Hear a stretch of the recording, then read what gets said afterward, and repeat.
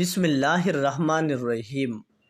ابو مسعود انصاری رضی اللہ تعالیٰ عنہ نے بیان کیا کہ رسول اللہ صلی اللہ علیہ وآلہ وسلم نے فرمایا، سورج اور چاند میں کسی کی موت یا حیات پر گرہن نہیں لگتا، بلکہ یہ اللہ کی نشانیوں میں سے نشانی ہے، اس لیے جب تم ان میں سے گرہن دیکھو تو نماز پڑھو۔ صحیح بخاری حدیث نمبر 3204۔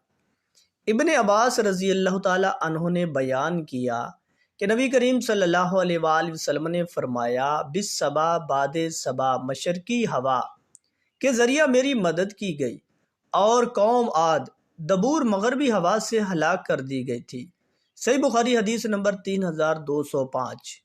عائشہ رضی اللہ تعالیٰ عنہ نے بیان کیا کہ جب نبی کریم صلی اللہ علیہ وآلہ وسلم ابر کا کوئی ایسا ٹکڑا دیکھتے جس سے بارش کی امید ہوتی تو آپ کبھی آگے آتے، کبھی پیچھے جاتے، کبھی گھر کے اندر تشریف لاتے، کبھی باہر آ جاتے اور چہرے مبارک کا رنگ بدل جاتا، لیکن جب بارش ہونے لگتی تو پھر یہ کیفیت باقی نہ رہتی۔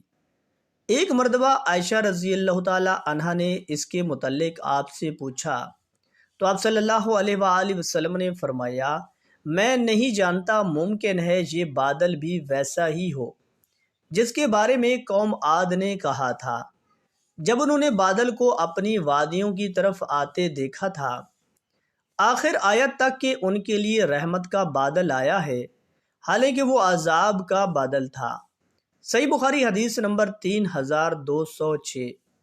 دوستو، اللہ پاک سے دعا ہے کہ اللہ پاک ہمیں ان حدیث مبارکہ پر عمل کرنے کی توفیق و ہمت عطا فرمائے۔